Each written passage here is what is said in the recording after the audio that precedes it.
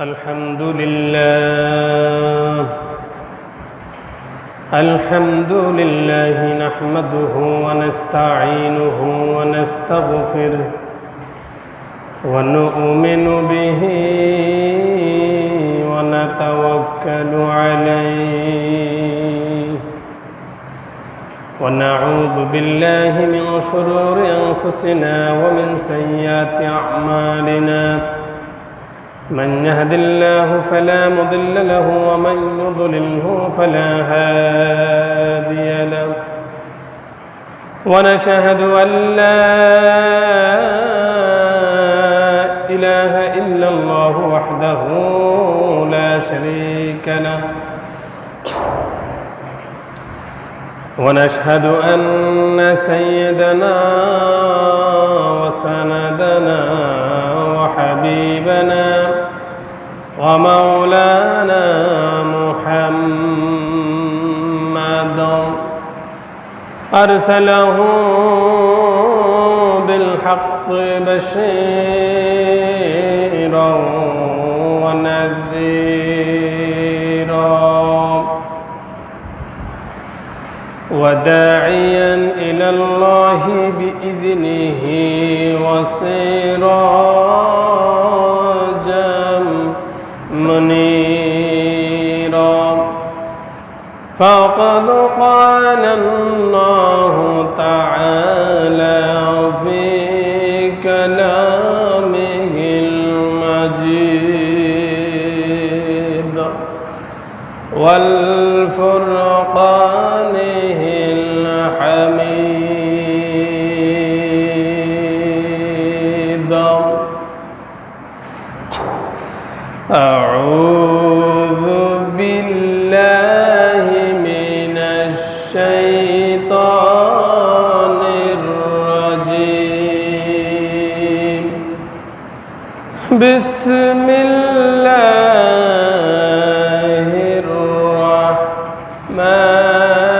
الرحمن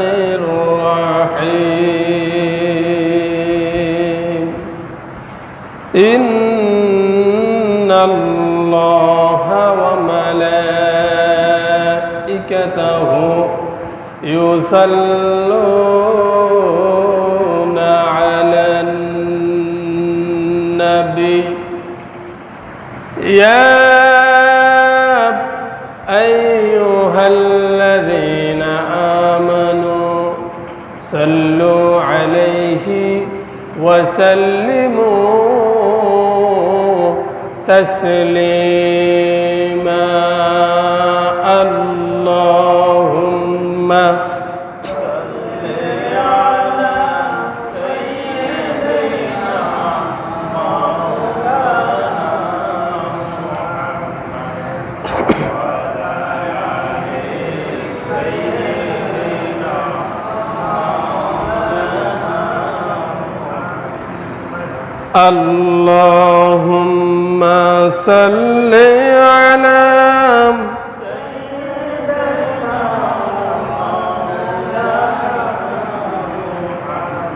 وعلى آل سيدنا مولانا محمد بلغ العلا بكماله كشف الدجى بجماله حسنت جميع خصاله صلوا عليه بلغ العلا بكماله كشف الدجى بجماله حسنت جميع خصاله صلوا عليه سبحان الله الحمد لله لا إله إلا الله سبحان الله الحمد لله لا إله إلا الله سبحان ইল্লাল্লাহ আলহামদুলিল্লাহ লা ইলাহা সুবহানাল্লাহ আলহামদুলিল্লাহ লা ইলাহা লা ইলাহা ইল্লাল্লাহ মুহাম্মাদুর রাসূলুল্লাহ। আলহামদুলিল্লাহ, আল্লাহ পাকের দরবারে হাজারো শুকর আদায় করছি যে মহান মালিক, যে মহান রব্বুল ইজ্জত রব্বুল আলামিন আমাকে আপনাকে ভালোবেসে, যে মহান রব্বুল আলামিন আমাদেরকে জুমার দিন জুমা মসজিদে একত্রিত হওয়ার যিনি তৌফিক দান করলেন। আসুন আমরা আমাদের এই অন্তরের অন্তরস্থল থেকে ভালোবাসা দিয়ে একনিষ্ঠভাবে ইখলাসের সাথে শুধু প্রশংসা করছি একমাত্র রব্বুল আলামিনের। সকলে বলছি আলহামদুলিল্লাহ। প্রশংসা করলাম কার? নিয়ামত বৃদ্ধি করবে কে? আল্লাহ রাব্বুল আলামিন। তিনি আমাদের নিয়ামতকে বৃদ্ধি করবেন যদি আমরা রব্বুল আলামিনের যথাযথ প্রশংসা, যথাযথ কৃতজ্ঞতা, যথাযথ ভালোবাসা দিয়ে আন্তরিকতার সাথে যদি রবকে খুশি রাখতে পারি, তো রব্বুল আলামিন তিনিও আমাকে আপনাকে অনেক অনেক ভালোবাসবেন। তবে শর্ত আছে, রব যে আমাকে আপনাকে ভালোবাসবে শর্ত আছে, আছে কিনা বলেন? মাতা পিতা সন্তানকে ভালোবাসে, সন্তান মাতা পিতাকে ভালোবাসে, এর ভিতরেও কিন্তু শর্ত আছে, আছে না ভাই? মাতা পিতা সন্তানের সাথে যেমন সম্পর্ক হবে তাদের ভালোবাসাটুকু ততটুকু থাকবে, ঠিক না? পৃথিবীর মানুষ যে যার সাথে চলাফেরা করুক না কেন, যার সাথে যত বেশি সম্পর্ক থাকবে তার কাছে তার তত বেশি ভালোবাসাও থাকবে। তো যিনি আমার রব, যিনি আমার মালিক, যিনি আমাকে বাঁচান, যিনি আমাকে ছায়া দিয়ে আশ্রয় দিয়ে রাখছেন, যিনি আমাকে বিভিন্ন জটিল রোগ থেকে মুক্তি দিতেছেন, যিনি আমাকে কঠিন বিপদ থেকে যিনি আমাকে মুক্ত রাখতেছেন, তো তার সাথে সম্পর্কটা কেমন রাখা উচিত? যিনি আমার সুখে দুঃখে, যিনি আমার সব সময়, যিনি আমার আপন, যাকে আমি যখন তখন পাই, যাকে আমি যখন তখন, পৃথিবীর সবাইকে যখন তখন পাবেন, পৃথিবীর সকলকে যখন তখন পাবেন।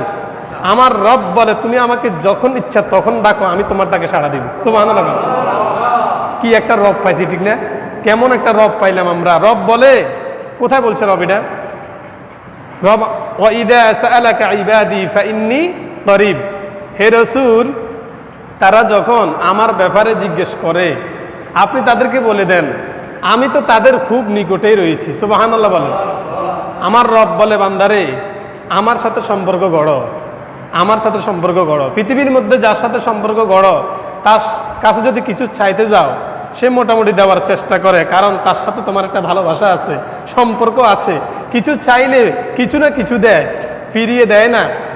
ও আমার বান্দারা, আমার সাথে এমন সম্পর্ক গড়ো, এমন সম্পর্ক গড়ো, এমন সম্পর্ক গড়ো, কঠিন বিপদের মাঝেও তুমি যদি থেকে থাকো আমি রবকে ডাক দিলে রব তোমাকে সাহায্য করবে। সুবহানাল্লাহ।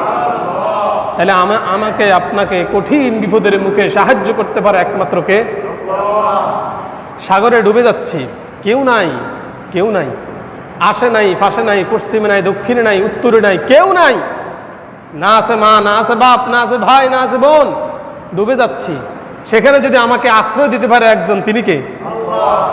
তো তার সাথে সম্পর্ক না রাখলে আপনি সম্পর্কটা রাখবেন কার সাথে? আমার এক ভাই বলছিলেন, হুজুর জুমার দিন অনেক মুসল্লিরা মসজিদে আগে আসে না, এই ব্যাপারে কিছু বলেন। আমি ভাইকে বলবো, ভাই এটা তো পুরান কথা। আসলে এই নিয়ে অনেক বক্তব্য রেখেছিলাম যে জুমার দিন আসলে কি হয়, জুমার দিন আগে আগে আসলে আমাদের কি ফজিলত। পূর্বেকার অনেক হুজুরে আলোচনা করেছে, আমিও করেছি, ভবিষ্যতেও করব। কিন্তু আল্লাহ রাব্বুল আলামিন যদি ভিতরে আমার যদি হেদায়েতের চাবি যদি তিনি মেরে রাখেন, তো আমি আর এখানে কি করব? কারণ হেদায়েতের চাবি তো আমার রবের কাছে। আমার রব বলে তোমার কাজ তুমি পৌঁছিয়ে দাও, আমার কাজ হচ্ছে আমি তাকে মসজিদে নিয়ে আসবো। সুবহানাল্লাহ বলে। তো মসজিদে আনার দায়িত্ব তো আমার না, মসজিদে আনার দায়িত্ব আমার রবের। তা আমার রব যাকে আনবে তিনি আসতে পারবেন, আমার রব যাকে আনবেন না তিনি আসতে পারবেন না। ভাই, দিন গ্রহণ করা এটা এত সহজ বিষয় না, হেদায়েত পাওয়াটা এটা এত সহজ বিষয় না। এটার জন্য সাধনা করতে হয়, এটার জন্য চেষ্টা করতে হয়, এটার জন্য প্রচেষ্টা করতে হয়, এটার জন্য কাজ করতে হয়। নামাজ আপনি এক ওয়াক্ত পড়ে স্বাদ পাবেন না যদি না আপনি প্রতিদিন প্রতি সময় প্রত্যেকটি নামাজকে ধারাবাহিকভাবে না পড়েন, তো আপনি নামাজের মজা পাবেন কি করে? আমার রব বলে, বান্দা তুমি আমার সাথে সম্পর্ক কেমনে রাখলা? তোমাকে যদি মানুষ জিজ্ঞেস করে তুমি কি আল্লাহর সাথে সম্পর্ক রেখেছ? আরে ভাই, আল্লাহর সাথে তো সম্পর্ক আমার হয়েই আছে। কিভাবে? জোহরে তোমার আল্লাহ ডাক দেয় তুমি নাই, আসরে আল্লাহ তোমার ডাক দেয় তুমি নাই, মাগরিবে তো আল্লাহ তোমাকে ডাক দেয় তুমি নাই, তো তুমি আল্লাহর সাথে সম্পর্ক কেমনে করলা? মালিক তো বলে আমি তোমারে ডাকি, তুমি আমার ডাকে সাড়া দাও না, তো আমার সাথে তোমার সাথে সম্পর্ক কেমনে হলো? প্রিয় ভাইরা, যে ব্যক্তি এক ওয়াক্ত নামাজও বাদ দিয়ে ফেলছে সে আল্লাহর সাথে সম্পর্ক নষ্ট করে ফেলেছে, সে আল্লাহর সাথে সম্পর্ক নষ্ট করে ফেলেছে। এজন্য আল্লাহর সাথে যারা সম্পর্ক নষ্ট করেছে তারা বিপদের মুখোমুখি হবে দুই জায়গায়। এক, এই দুনিয়াতেও হবে, দুই, তারা আখিরাতের জীবনও হবে। আমার প্রিয় ভাইরা, খুব কঠিন সময় আমরা এখানে উপস্থিত হয়েছি। দুঃখের বিষয়, যতদিন আসতেছে আমাদের মাঝে ফিতনা ফাসাদ আমাদের উপর শুধু পড়তে আছে, নেমে আসতেছে, চেপে বসেছে। দিন দিন আমরা একটার পর একটা অনেক কিছু শুনতে পাচ্ছি। আজকে মুসলমানদের কঠিন অবস্থা, দুরবস্থা। মুসলমানদের আজকে একমাত্র সাহায্যকারী আল্লাহ ছাড়া আর কেউ নাই। এই পৃথিবীর মধ্যে সঠিক মুসলমানদের পক্ষে কোনো ব্যক্তি এই পৃথিবীর মধ্যে এখন আর নাই। মুসলমানদের পক্ষে যদি থাকে আমার রব একমাত্র আছেন। ও আমার ভাইয়েরা, সাহায্য চাও একমাত্র আল্লাহর কাছে, দিতে পারে একমাত্র আমার রব। কোনো মানুষ তোমাকে কিছু দিতে পারবে না। আজকে আমার কত মুসলমান ভাইরা জায়গায় জায়গায় নির্যাতিত, আজকে আমার কত মুসলমান ভাইরা হত্যার মধ্যে নিমজ্জিত, আজকে আমার কত ভাইরা কষ্টের মধ্যে নিমজ্জিত, কত ভাইয়ের চোখের পানি আহাজারি রনাজারি, তারা কাঁদতে আছে গভীর রাত্রে। ও আল্লাহ, তোমার সাহায্য কি আসবে না? ও আল্লাহ, আমরা তো মার খেতে খেতে শেষ হয়ে যাচ্ছি, তোমার সাহায্য কি আসবে না? আমার প্রিয় ভাইয়েরা, আজকে আমরা সেই মুহূর্তে এখানে উপস্থিত হয়েছি। আমার প্রিয় ভাইয়েরা, ইসলাম এটা একটা পূর্ণাঙ্গ জীবন ব্যবস্থা। মুহাম্মদ রাসূলুল কারীম সাল্লাল্লাহু আলাইহি ওয়াসাল্লামের জামানা থেকে শুরু করে এই ষড়যন্ত্র শুধু রাসূল কারীম সাল্লাল্লাহু আলাইহি ওয়াসাল্লামের জামানাই ছিল এটা ঠিক নয়। কিয়ামত পর্যন্ত ষড়যন্ত্র থাকবে, ষড়যন্ত্র ছিল, ষড়যন্ত্র আছে, ষড়যন্ত্র থাকবে। এখনো সেই ষড়যন্ত্র আছে কিনা বলেন? আমার প্রিয় ভাইয়েরা, রাসূল কারীম সাল্লাল্লাহু আলাইহি ওয়াসাল্লাম যখন ইসলামের দাওয়াতি কাজ করেছেন তখন কি সবাই কি মিলেমিশে কাজ করেছেন? তখন কি বিরোধিতা ছিল কিনা বলেন? আল্লাহর হাবিব যখন এই কোরআনের যখন তিনি প্রচার প্রসার করেছেন তখন কি বাধাগ্রস্ত ছিল নাকি ছিল না? ছিল। তখন আমরা জানি আবু জেহেল ছিল, আবু লাহাব ছিল, উতবা সাহেবা তারা ছিল, তারা সকলেই মুহাম্মদ রাসূল কারীম সাল্লাল্লাহু আলাইহি ওয়াসাল্লামের তারা বিরোধিতায় নিমজ্জিত ছিল। কিভাবে তাকে হত্যা করবে, কিভাবে তাকে দেশ থেকে তাড়িয়ে দেওয়া হবে, কিভাবে মুহাম্মদের এই ইসলামকে স্তব্ধ করে দেওয়া হবে, মুহাম্মদকে পৃথিবীর থেকে কিভাবে বিতাড়িত করা হবে, তারা সকলেই মিলে প্রচেষ্টা করেছিল। ঠিক কিনা বলেন? প্রিয় ভাইরা, সেই প্রচেষ্টা আজও আছে, সামনেও থাকবে, কিন্তু তার মাঝেই আমাদেরকে মুহাম্মদ সাল্লাল্লাহু আলাইহি ওয়াসাল্লামের বিধানকে, আমার রবের হুকুমতকে এই জমিনে কায়েম করার জন্য আমাকে আপনাকে ঐক্যবদ্ধ হয়ে ইসলামের কাজকে আমাদেরকে সামনে এগিয়ে নিতে হবে। ইসলামের কাজকে আমাদেরকেই করতে হবে, আমাদেরকে আঞ্জাম দিতে হবে।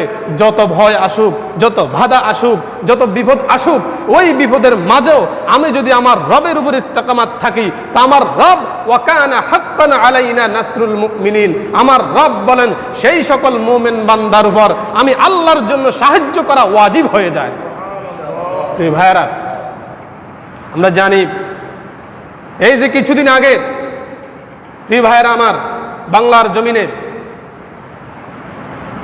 আল্লাহর এক বান্দা সে একসময় বৌদ্ধ ছিল, বৌদ্ধ। বান্দরবন, খাগড়াছড়ি, সে বৌদ্ধ ধর্ম থেকে ইসলাম কবুল করেছে। ইসলাম কবুল যখন সে করেছিল, তখন যারা ইসলামকে সহ্য করতে পারে না, যারা আল্লাহর কোরআনকে যারা সহ্য করতে পারে না, কিছু সন্ত্রাসী বাহিনী, কিছু গুন্ডা বাহিনী, সে ব্যক্তি ইসলাম কবুল করার অপরাধে ওই ব্যক্তির কাছে এসে বলেছিল, তুমি কি যে ইসলাম ধর্ম তুমি যে গ্রহণ করেছ, তুমি কি এটা ছেড়ে দিবা না? তুমি কি ইসলামের কাজ করবা? ওই আল্লাহর বান্দা বৌদ্ধ ধর্ম গ্রহণ করার পরে তার নাম রেখেছিল ওমর ফারুক। সুবহানাল্লাহ বলেন। সে ওমর ফারুক হুঙ্কার দিয়ে বলেছিল, ও সন্ত্রাসের দলেরা, তোমরা শুনে রাখো, আমি ইসলাম কবুল করেছি ইসলামকে ছাড়ার জন্য নয়। আমার জীবন বেঁচে থাকতে আমি ইসলাম থেকে খারিজ হব না। ইসলাম ধর্ম গ্রহণ করেছি, এর কাজ আমি সামনে এগিয়ে নিব। আলহামদুলিল্লাহ বলেন। প্রিয় ভাইরা, সেদিন সে বলেছিল, পাঞ্জাবির বুতাম খুলে সে বলেছিল, তোমার গুলি কয়টা আছে, তোমার বুলেট কয়টা আছে, তুমি আমাকে ঝাঁঝরা মেরে দাও, আমাকে উড়িয়ে দিতে পারো। এই জামার বুতাম খুলে সে তখন বলেছিল, তোমরা আমাকে মারবা, মারো, তোমরা আমাকে শেষ করবা, শেষ করো, তারপর ইসলাম থেকে আমি নিজেকে বিলীন করে দিব না। সুবহানাল্লাহ বলেন। তুই ভাইয়ের আমার, সন্ত্রাস বাহিনী তার এই হুঙ্কার শুনে সন্ত্রাসীরা চলে গিয়েছিল সেদিন। আমার প্রিয় ভাইয়েরা, সেই ওমর ফারুক নিজে ইসলাম কবুল করলেন। নিজের 3টা মেয়ে, একটা মেয়ের নাম হাফসা, নাম রেখে দিলেন ইসলামিক নাম। 2 নম্বর মেয়ের নাম আমেনা, 3 নম্বর মেয়ের নাম মাইমুনা। আর ছোট্ট একটা বাচ্চা আছে, তার নামও ইসলামিক নাম রেখে দিলেন। তার স্ত্রীর নাম হচ্ছে রাবেয়া। তারা পুরা পরিবার ইসলাম কবুল করেছেন। এবং তারা যখন এই সন্ত্রাস বাহিনী তাকে হত্যা করতে সেদিন পারল না, সেই ওমর ফারুক আস্তে আস্তে করে ইসলামের কাজ করা আরম্ভ করে দিলেন। তিনি আস্তে আস্তে ইসলামের দাওয়াত দিলেন। সাহাবায়ে আজমাইন যেভাবে ইসলাম কবুল করার পরে বসে থাকেন নাই, তারা দিক দিগন্ত ছড়িয়ে তারা ইসলামকে প্রচার প্রসার করার জন্য, এই কোরআনকে বাস্তবায়ন করার জন্য যেরকম তারা ছড়িয়ে পড়েছেন, আল্লাহর ওই ওমর ফারুক বান্দা বান্দরবানে ইসলাম কবুল করার পরে সপরিবারে তিনি যখন এখন সমস্ত সেখানে খ্রিস্টান বসবাস করে, বৌদ্ধ বসবাস করে, তিনি তাদের মাঝে ছড়িয়ে গেলেন, তাদের মাঝে ইসলামের দাওয়াত দেওয়ার জন্য। তিনি সেখানে আল্লাহর বাণীকে পৌঁছে দেওয়ার জন্য সকলকে বুঝাতে সক্ষম হয়েছেন। ওই আল্লাহর বান্দার হাতে অনেকেই বলছেন যে অনেক অনেক পরিবার তার হাতে ইসলাম কবুল করেছে। বলেন আলহামদুলিল্লাহ। আমার প্রিয় ভাইরা, ওমর ফারুক যেটা পেরেছে, আমাদের দেশে বহু আলেমও সেটা করতে পারে নাই, আমরাও সেটা করতে পারি নাই। সে ওমর ফারুক বান্দরবনে ইসলামকে ছড়িয়ে দেওয়ার জন্য, ইসলামকে প্রচার করার জন্য সে ওমর ফারুক সেখানে অনেক কাজ করেছেন। আমার প্রিয় ভাইরা, শেষ পর্যন্ত তিনি দেখলেন এখন তো পাহাড়ি অঞ্চলে তিনি ইসলাম কবুল করেছেন, এখন নামাজের ব্যবস্থা তো করতে হবে। তিনি বিভিন্ন জায়গায় ইসলামকে প্রচার করেছেন, অনেক তার হাতে এসে মুসলমান হয়েছেন এবং তিনি সেখানে নিজের জায়গাটুকু দিয়ে দিছেন এবং বলছেন আমার জায়গার মধ্যেই মসজিদ দেওয়া হবে, আমার জায়গার মধ্যেই মাদ্রাসা দেওয়া হবে। তখন তিনি তার অনেকগুলো জায়গা দিয়েছেন, সেখানে মসজিদ করেছেন, মাদ্রাসা করেছেন, সেখানে তিনি আজানের ব্যবস্থা করেছেন এবং আস্তে আস্তে করে যখন তিনি দিনটাকে প্রচার প্রসার করার জন্য প্রচেষ্টায় লেগে গেছেন, তখন তিনি সেই মসজিদের নিজে নিজে ইমামতি করেছেন, নিজে আজান দিয়েছেন, মানুষদেরকে আল্লাহর দিকে আহ্বান করেছেন। আমার প্রিয়, তার অপরাধ কি? আজকে তিনি কোথায়? আজকে তিনি হয়তো জান্নাতের মেহমান হয়ে তিনি আজকে ঘুরে বেড়াচ্ছেন। প্রিয় ভাইরা, এই যে 18 জুন, এই মাসের মধ্যে 18 জুন কিছুদিন আগে সেই ওমর ফারুক ইসলামকে এইভাবে প্রচার করার জন্য একদল বাহিনী সেটা সহ্য করতে পারে নাই। তারা বলেছিল ওমর বেশি বেড়ে গেছে, সেই ইসলামকে যেভাবে ইসলাম প্রচার প্রসার করছে এটাকে বন্ধ করতে হবে, ওমরকে শেষ দিতে হবে। তখন তারা সেদিন রাত্রিবেলা এশার যখন আজান হয়, ওমর ফারুক বর্ণনায় এসেছে, অনেকে অনেকভাবে বর্ণনা করেছেন যে তিনি মসজিদে গিয়ে নামাজ পড়েছেন, আজান দিয়েছেন, এশার নামাজের পরে তিনি আবার তার ঘরে এসেছেন। প্রতিদিন এসে তিনি ঘরের মধ্যে এসে সবার সাথে মিলেমিশে খাবার খান, তিনি ঘরের মধ্যে বসে খাবার এখনো খান নাই, তিনি চেয়ারে বসে আছেন, বিশ্রাম নিচ্ছেন। এমন মুহূর্তে দরজার মধ্যে আঘাত দেওয়া হলো, দরজার টোক দেওয়া হলো।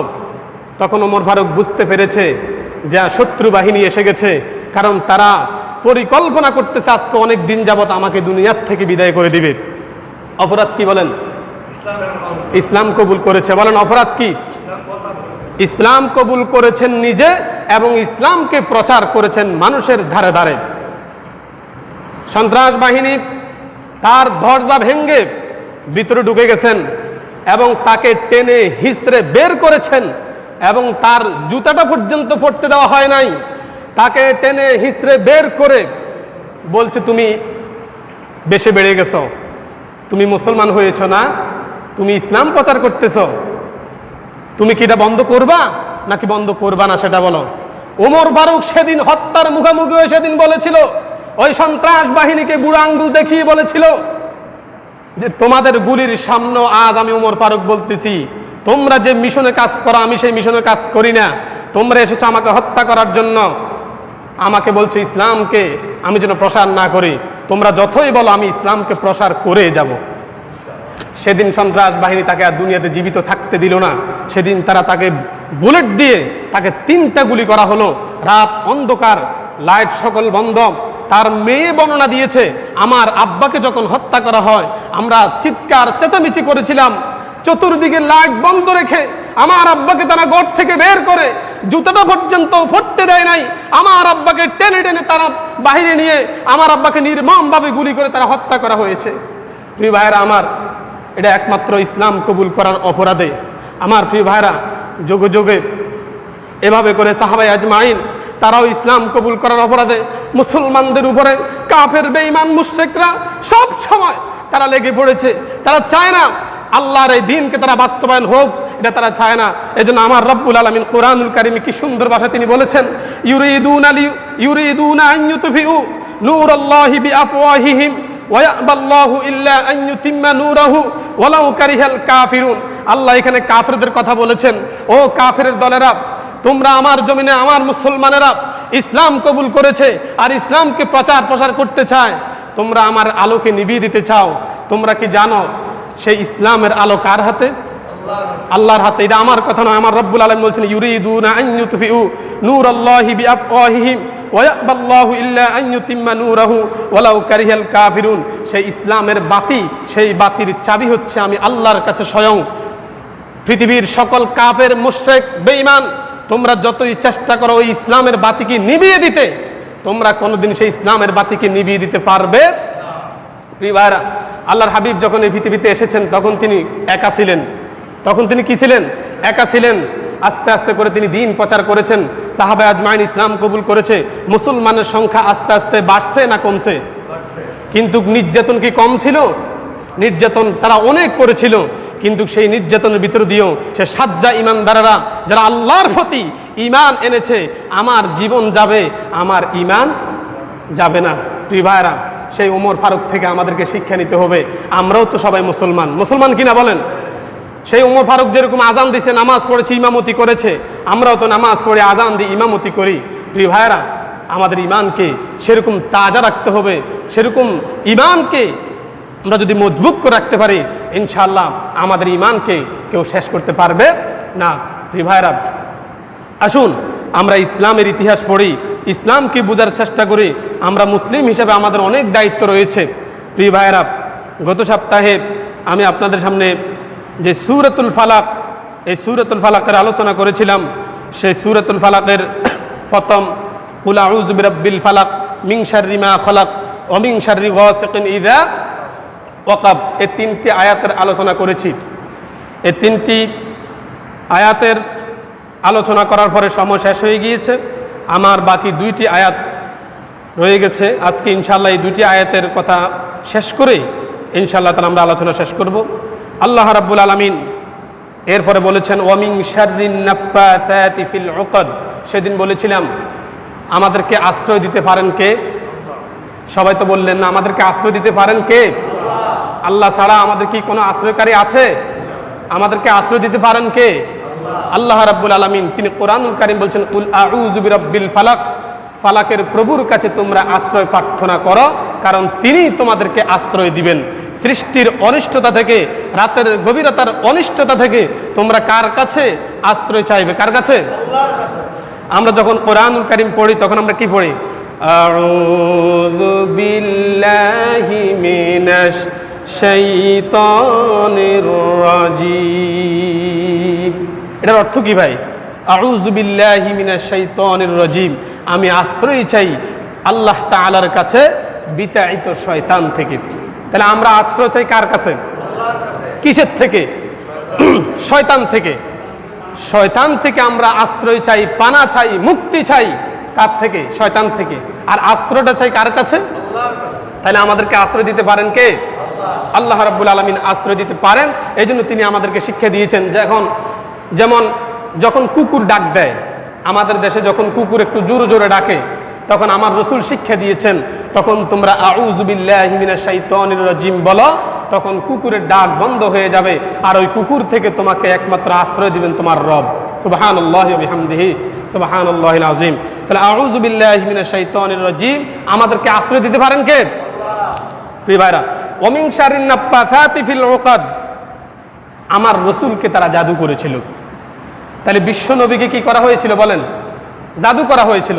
এই জন্য আল্লাহ তাআলা বলছে ওয়া মিন শাররিন নাফাসাতি ফিল উকাদ, তোমরা জাদুকারিনী থেকে তোমরা আল্লাহর কাছে পানা চাও। কারণ যে ব্যক্তি জাদু করে আর যে ব্যক্তি জাদু করায় তারা উভয় জাহান্নামী। আল্লাহর হাবিব বলছে জাদুকরকে হত্যা করো। আর আল্লাহ তাআলা বলছেন ওয়া মিন শাররিন নাফাসাতি ফিল উকাদ, জাদুকারিনী, তার মানে জাদুকারিনী মহিলাকে বুঝাইছে। জাদু করে মহিলারা, পুরুষেরা জাদু করে না। জাদুকারিনী হচ্ছে মহিলারা, কারণ মহিলারাই বেশি তাবিজ, তোমার জাদু, বিভিন্ন ধরনের তারা এগুলোকে সবচাইতে বেশি বিশ্বাস করে। ঠিক কিনা বলেন? আমার রাসূলকে যখন জাদু করে, আমি সেদিন বলছিলাম আল্লাহর হাবিবের খেদমতে একজন ইহুদি বাচ্চা ছিল। তো রাসূলুল্লাহর আশেপাশে যারা ছিল তারা তো প্রোগ্রাম করেছিল রাসূলুল্লাহকে আমরা এমনি হত্যা করতে পারি না, রাসূলুল্লাহকে জাদু করে মারা হবে। তো তারা ওই ইহুদির বাচ্চার থেকে তারা রাসূলুল্লাহর শিরুনিকে চুরি করা হয়েছিল, আর সেই শিরুনির মধ্যে তারা জাদু করেছিল। এবং রাসূল কারীম সাল্লাল্লাহু আলাইহি ওয়াসাল্লাম 6 মাস অসুস্থ ছিলেন। তিনি কখন কি বলেন আবার ভুলে যান, এখন কি বলছেন তিনি আবার ঠিক করে বলতে পারেন না। শরীর এমন অবস্থা, 6 মাসের ভিতরে তিনি এমন অবস্থা হয়েছে যে 3 দিন 3 রাত তিনি শোয়ার থেকে উঠতে পারেন নাই। এইভাবে তাকে জাদু করা হয়েছিল। তখন আল্লাহর হাবিব 6 মাস পরে একদিন হযরতে আয়েশা রাদিয়াল্লাহু তাআলা আনহাকে তিনি বলছেন, হে আয়েশা, রাত্রিবেলা স্বপ্নে যোগে আমি দেখছিলাম 2 জন লোক, একজন আমার পায়ের কাছে, একজন আমার মুখের কাছে তারা বসা। তো পায়ের লোক মুখের কাছে লোকটাকে বলতেছে বিশ্ব নবীকে কে জাদু করেছিল? তখন বলছে যে তাকে একজন মহিলা জাদু করেছিল। তখন তো বলছিল যে এই জাদু কোথায় করা হয়েছে? বলছিল যে শিরুনির মধ্যে। তো প্রশ্ন করতেছে যে এখন এই শিরুনিটা কোথায় রয়েছে? তো বলছে যে একটা গর্তের মধ্যে, এক কূপের মধ্যে, কূপের মাটির মধ্যে একটা পাথর আছে, সেই পাথরের উপরে ওই শিরুনিটা রেখে দিয়ে আরেকটা পাথর দিয়ে আবৃত করা রাখা হয়েছে। রাসূল কারীম সাল্লাল্লাহু আলাইহি ওয়াসাল্লাম সকালবেলা হযরতে আম্মার বিন ইয়াসির অথবা হযরতে আলী রাদিয়াল্লাহু তাআলা আনহুকে নিয়ে তিনি সেখানে গেলেন এবং সেই কূপের মধ্যে তাদেরকে নামালেন। এরপরে তিনি ওই শিরুনিটা সেখান থেকে উঠালেন। উঠানোর পরে আল্লাহর হাবিব মুহাম্মদ সাল্লাল্লাহু আলাইহি ওয়াসাল্লাম তখন তিনি পাঠ করলেন কুল আউযু বিরাব্বিল ফালাক। এভাবে তিনি একটা ফু মারলেন, অর্থাৎ সেই সুতার মধ্যে রাসূল কারীম সাল্লাল্লাহু আলাইহি ওয়াসাল্লাম দেখলেন এক করে 11টি গিরা সেখানে করা হয়েছে। তখন আল্লাহর হাবিব সূরা ফালাক তেলাওয়াত করলেন। আপনারা আমার সাথে তেলাওয়াত করুন এভাবে, কুল আউযু বিরাব্বিল ফালাক বলেন। তিনি এরকম এই আয়াত পড়লেন, একটা গিট্টার মধ্যে একটা ফু দিলেন, সঙ্গে সঙ্গে গিট্টা খুলে গেল। সুবহানাল্লাহ বলেন। এরপর বললেন মিন শাররি মা খালাক, আরেকটা গিট্টা খুলে গেল। এরপর বললেন অমিন শাররি গাসিকিন ইযা ওয়াকাব, আরেকটা গিট্টা খুলে গেল। এইভাবে করে তিনি পুরা 2টি সূরা 11টি আয়াত এইভাবে রশির মধ্যে গিট্টা ছিল, তিনি 11 বার ফু দিলেন আল্লাহর হুকুমে। রাসূল কারীম সাল্লাল্লাহু আলাইহি ওয়াসাল্লাম এই সূরা 2টি পড়ার কারণে পুরা 11টি গিট্টা রশিদ থেকে খুলে গেছে। আলহামদুলিল্লাহ বলেন। এরপরে 11 গিটটা খোলার পরে আল্লাহর হাবিব পরিপূর্ণ আগের মতো তিনি সুস্থ হয়ে গেছেন। এই জন্য আল্লাহর হাবিব বলছেন যে হযরত আয়েশা রাদিয়াল্লাহু তাআলা আনহা বলেন, আমি দেখেছি আল্লাহর হাবিব যখন আমার বিছানায় আসতেন তখন তিনি সূরা ফালাক, সূরা নাস, সূরা ইখলাস তিনবার বলে পুরা শরীরটাকে তিনি ফু দিয়ে রাখতেন, যাতে করে কোনো জাদুকর, কোনো বান্টনা তার কোনো ক্ষতি করতে না পারে। এবং তিনি বলেছেন, আল্লাহর হাবিব বলেছে, আমার কোনো উম্মত যদি সূরা ফালাক, সূরা নাসের আমল দৈনিক করতে পারে, প্রতি নামাজের পরে তেলাওয়াত করবেন, আর ফজর এবং মাগরিবের পরে অথবা শোয়ার আগে 3 বার পাঠ করে পুরা শরীরটাকে যদি আপনি বন্ধ করেন, তাহলে কোনো বিপদ, কোনো ধরনের শত্রু আপনার জাদু, আপনার বান্টনা কোনো ধরনের ক্ষতি করতে পারবে না। প্রিয় ভাইরা, এরপরে বলছে ওমিন শাররি হাসিদিন ইযা হাসাদ। আল্লাহ পাক রব্বুল আলামিন বলছেন, তোমরা হিংসা থেকে আল্লাহর কাছে পানা চাও। হিংসা থেকে আল্লাহর কাছে কি চাও? পানা চাও। হিংসা আছে কিনা বলেন? হিংসা আছে কিনা? আছে। এই হিংসার থেকে আল্লাহ পাক নিজেই বলছেন তোমরা, কারণ হিংসা প্রথম কে করেছিল? আদম আলাইহিস সালামকে যখন সৃষ্টি করা হয়েছিল, শয়তানকেও যখন সৃষ্টি করা হয়েছিল, তখন আল্লাহ তাআলা শয়তানকে বলেছিলেন আদমকে সেজদা করো। তখন সেখানে সে হিংসা করে বাবা আদম নবীকে সেজদা করলেন না। হিংসা তখন থেকে শুরু হয়েছে, আজও পর্যন্ত হিংসা রয়েছে। এজন্য আল্লাহ তাআলা আমাদেরকে তার হাবিবের মাধ্যমে কোরআনুল কারীমে সূরা ফালাকের মধ্যে জানান, ওয়ামিন শাররি হাসিদিন ইযা হাসাদ, তোমরা হিংসা থেকে আল্লাহর কাছে পানা চাও। তার মানে সূরা ফালাক যদি আমি আমল করতে পারি, হিংসা থেকে বেঁচে যাব, জাদুকারিনী থেকে বেঁচে যাব, রাত্রের গভীরতার অনিষ্টতা থেকে বেঁচে যাব, সৃষ্টির অনিষ্টতা থেকে আমি বেঁচে যাব। কারণ আমি গত সপ্তাহে বলেছিলাম, আগুন আমাদের যেমন উপকার করে, আগুন আমাদের ক্ষতিও করে। পানি যেমন আমাদের উপকার করে, পানি আমাদের তেমন ক্ষতিও করে। অক্সিজেন যেমন আমাদের উপকার করে, অক্সিজেন দূষিত হয়ে গেলে এটা আমাদের ক্ষতি করে। কারেন্ট যেমন আমাদের উপকার করে, কারেন্ট আবার আমাদের ক্ষতিও করে। এজন্য আল্লাহ তাআলা বলেছেন, মিন শাররি মা খলাক, সৃষ্টির অনিষ্টতা থেকে তুমি আল্লাহর কাছে পানা চাও, তাহলে এই ধরনের আযাব গজব থেকে তোমাকে আল্লাহ হেফাজত করবে।